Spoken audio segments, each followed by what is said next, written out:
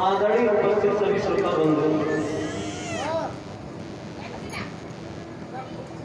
आज आपके इस पावन गांव में भगवान की पावन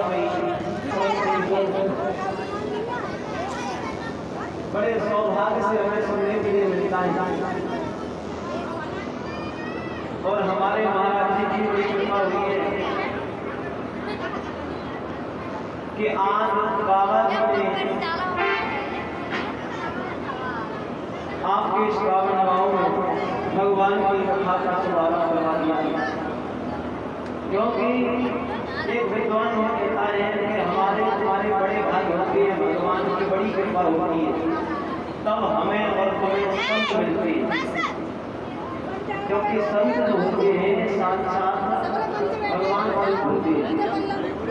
फिर सत्संग विवेक न होई और राम कृपा सुलभना सोई।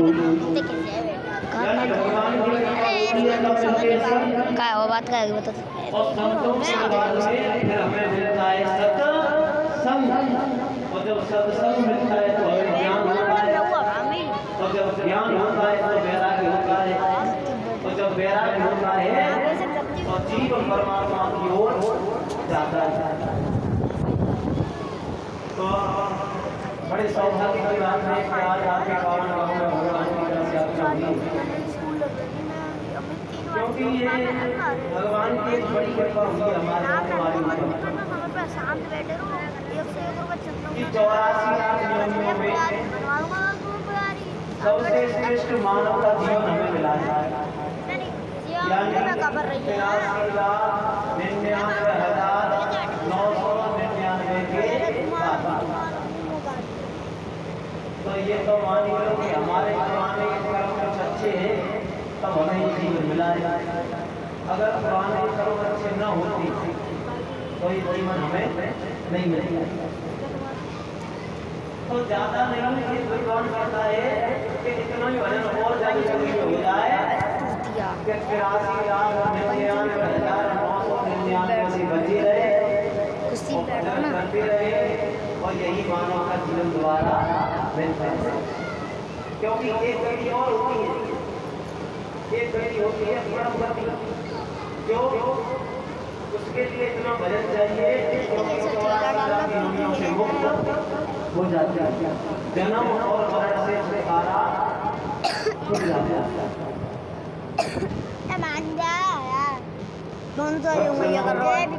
इधर श्री महाराज यूट्यूब पर डालूंगा ये। चौथ पाद ऋषियों को भगवान की पावनमयी कथा श्रवण कराती थी। अभी आप श्रवण कर रहे थे ये साक्षात कलयुग में कृष्ण का स्वरूप है। अगर मानो तो कथाएं, मानो तो भागवत और नए मानो तो किताब है।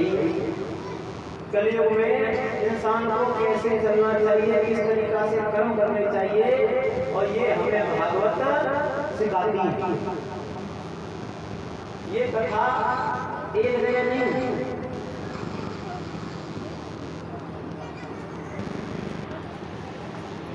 एक जगह नहीं, अनेकों जगह सुनाई गई है। यही कथा ज्ञान और वैराग्य को सुनाई, और यही कथा गौकर्ण ने अपने भैया धंधकारी को सुनाई। जो धंधकारी था ना, उसने अपने जीवन में जब तक वो जिंदा रहा और तब तक वाले कोई अच्छा काम नहीं करा, सब जो कुछ भी किया सब पाप करता रहा, दुष्कर्म करता रहा।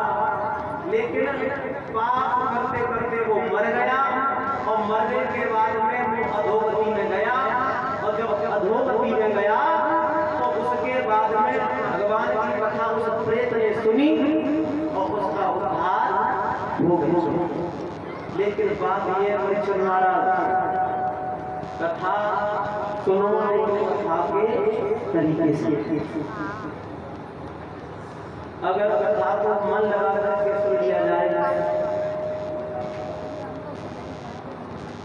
कथा को अगर मन लगा करके सुना लिया जाए तो ये कथा कल्याण करती है। अगर मन लगा करके नहीं सुनोगे, भाव से नहीं सुनोगे, तो ये कथा नहीं सुनी, ये वृथा बन जाती है। वृथा परिश्रम हमारा समझते हो, परेशानी। सती मैया ने कथा सुनी और कथा सुनते सुनते जब नहीं सुन पाई, सो गई, तो वो उनके लिए वृथा का रूप ले लिया। कहने का मेरा मतलब है कि जब भी पंडाल में आओ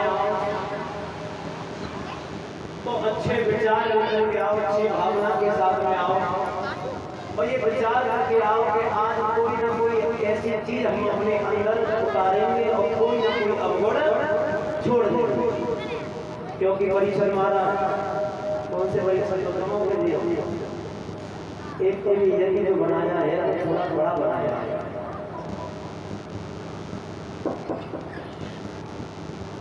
आपका आसन सामने होना चाहिए। त्रिशूल कहते हैं स्वर्ग किसी हो। देखो जाना तो सब कोई है। लोग कहते हैं भैया जब जीव का जन्म होता है तो उसकी एक बहन और जन्म लेती है, उसका नाम है मौत। और मौत जन्म लेती है और साथ में लेकर के चली जाती है। लेकिन जाना उसी का अच्छा है जो सब कर्म करते हुए जाए, धर्म के साथ अपने जीवन को जीता जाए। अगर अधर्म के साथ में जीवन को जिया, उनके सीधे कर्म किए, मनमानी आचरण किए, तो उस तरीका से तो भी अपना जीवन जी रहे हैं। जाना उसी का सार्थक है जो जीते जी अच्छे कर्म करता हुआ जाए, बड़े बड़ों की सेवा करता हुआ जाए। एक विद्वान कहता है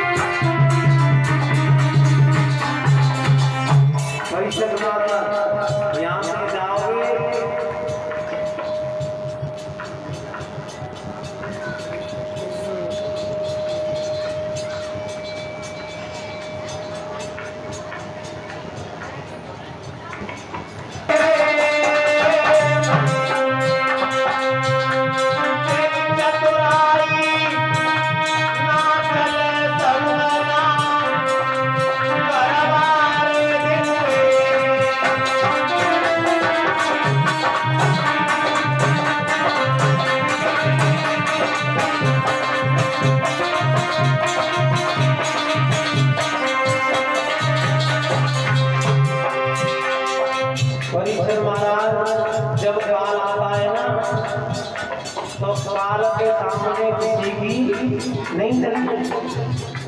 काल बड़ा ईमानदार है, काल बड़ा ईमानदार है और बिना मारे नहीं ले और जो तुम मिल जाए गेल में तुमसे कहे नाना दे, तुम दावत खाए जा रहे हो।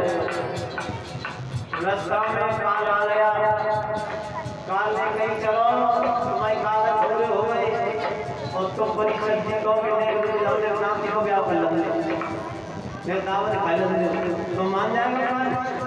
नहीं मानेगा। वो लेकर के जाएगा और लेकर के जाने के बाद में वो रत्ती रत्ती का हिसाब लेगा, कहेगा तुझे इतना सुंदर जीवन दिया लेकिन तेरे अपनी जवानी में खा हुए नहीं समझा।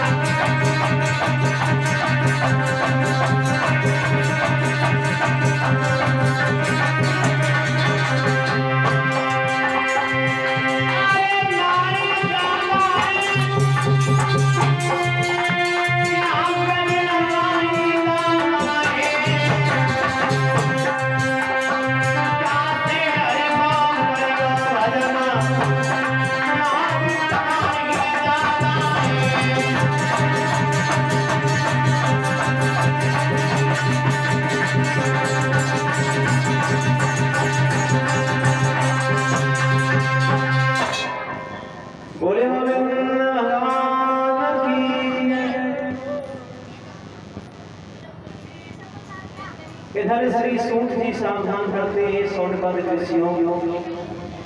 अभी आप कथा सुन रहे थे ज्ञान और वैराग्य की।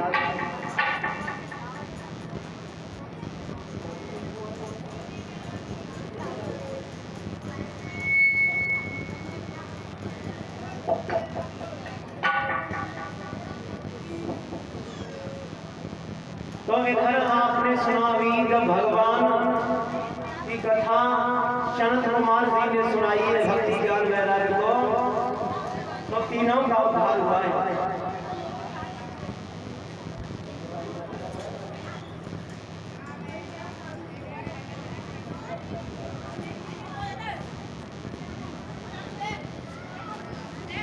इधर श्री सूत जी कहते हैं सोनपद ऋषियों। अब हम आपको वो कथा सुनाने के लिए जा रहे हैं कि परिषद महाराज, मैं तो सिर्फ इतना ही जानता हूँ कि ये कथा लोग बताते हैं कि आपके पापों को नष्ट कर देती है, लेकिन एक विद्वान कहता है कि अगर तुम इस कथा की शरण में आते रहे, इस कथा को बड़े भाव से सुनते रहे, तो ये कथा ऐसी कथा है कि आगे आपको पाप करने नहीं देंगे। आपके पुराने पाप कटे या ना कटे, क्योंकि कर्मों का हिसाब तो हर जीव को देना है। कर्म दंड वैकुंठ खजाना और सड़े गले नहीं हुए पुराना। अगर तुम कितना भी पाप करो फिर तुम ये सोचो कि लाओ गंगा जी नहाना है और भगवान का भजन करने, तो पाप कुछ कम हो जाएगा, लेकिन तुम जीतो कि हमारा पाप नष्ट हो जाएगा, ऐसा नहीं है। कर्म का हिसाब तो देना पड़ेगा। कि एक आत्मदेव के नाम के ब्राह्मण रहते थे दक्षिण में, और ब्राह्मण जो थे बड़े सज्जन थे, सीधे थे। और भगवान इनके घर में पत्नी थी कुंडली, इसका नाम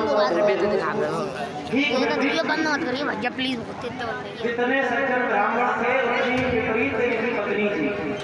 विपरीत कैसे? यानी आत्मदेव का जाते हैं शादी विवाह में कर्मकांड करते हैं, किसी की शादी कराने जाते हैं, हवन करने के लिए जाते हैं, यज्ञ करने के लिए जाते हैं। लेकिन परिषद महाराज जब पत्नी का काम यही रहे कि पिया तो चले गए, तो ये घर से निकली, और घर से निकलने के बाद में पूरे गांव में परिक्रमा लगाती है, घर घर में जाती है, इधर उधर की बातों को करती है। और जैसे ही संध्या होती है ऐसे लगा कि मेरे की ये प्रिया महाराज आ रहे होंगे, और उसी समय ये घर पर आ जाती है। आत्मदेव नाम के ब्राह्मण को सब जानते थे, लेकिन परमात्मा के ऊपर सब कुछ छोड़ करके ये सोचने लगे ब्राह्मण कि जो है ऐसी है ही है, लेकिन अगर मैंने इससे कुछ कहा तो ये मानेगी नहीं।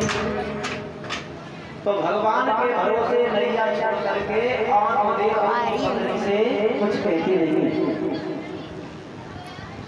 इधर श्री सूत जी कहते हैं सोनपद ऋषियों, पहले तो थे विप्रवर नारी चल इधर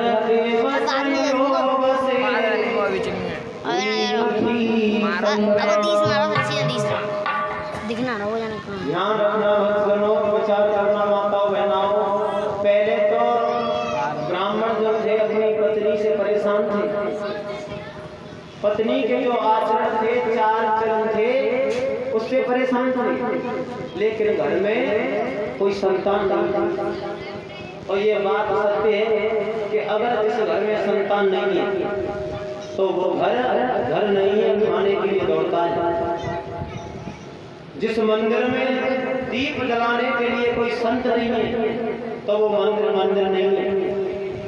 जिस बाग में एक कुआं नहीं है वो बाग नहीं है।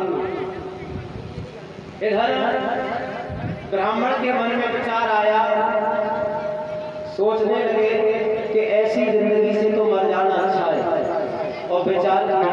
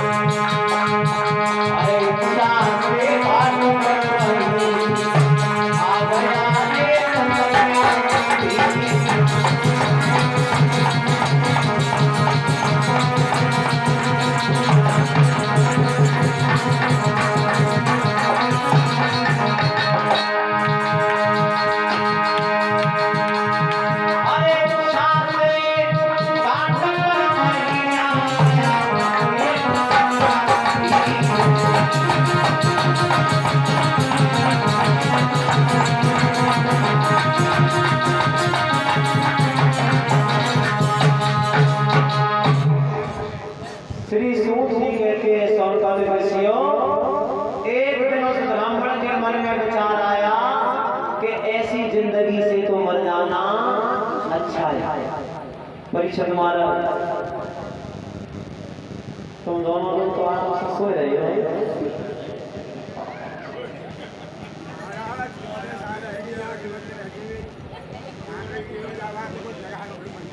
ये बात भी सत्य है कि दुनिया के लोग जो है वो पता नहीं क्या क्या कहते हैं। एक ज्ञानी ब्राह्मण की बुद्धि को बिगाड़ दिया लोगों ने कहते हैं कि तुम्हारे घर में एक गाय भी है, गाय ने कोई बछड़ा नहीं दिया है, घर में पत्नी है, कई साल हो गए तुम्हारे घर में, तो मन में विचार आया ऐसे जीवन से जीना मर जाओ। ब्राह्मण एक दिन जंगल में आए, और जब जंगल में आए तो मरने की ठान के आए कि आज तक जंगल में हम मर जाएंगे तो हमारी जिंदगी परेशानी और सब खत्म हो जाएगी। भगवान की ऐसी कृपा कि वहीं पर एक संत आ गए, और जब संत आए तो संत ने जैसे ही देखा तो ब्राह्मण से एक बात कही, ब्राह्मण हमें तो तुम बड़े कर्मकांडी ज्ञानी ब्राह्मण लगते हो, एक बात बताओ इस जंगल में क्या करने के लिए आए हो? तो उसी समय आपदेव एक बात कहते हैं, बाबा जी मेरे घर में किसी बेटा या बेटी का जन्म नहीं लिया है और मैं उसी कारण आया हूँ। अरे बना लूँगा और हमें मर जाने 30 सेकंड रुक जा। मैंने ये सुना है 25 जिन माँ बाप के संतान नहीं होती है तो वो स्वयं में जाते हैं, सो जाते हैं, लेकिन पुरखों को भी ले जाते हैं। हमने बड़ा धर्म किया, दान किया, पुण्य किया, लेकिन मेरे घर में किसी बेटा या बेटी ने जन्म नहीं लिया। जब ये बात मैं सुनी तो संत एक बात कहते हैं, ब्राह्मण हमें ऐसा लगता है कि तुम्हारी बुद्धि को किसी ने बिगाड़ दिया है। तुम कह रहे हो कि बेटा अगर होता है तो वो हमें स्वर्ग में ले जाता है, अगर बेटा नहीं है तो हम भी नरक में जाते हैं और हमारे पुरखे भी नरक में जाते हैं। संत एक बात कहते, राजन ये तो कर्मों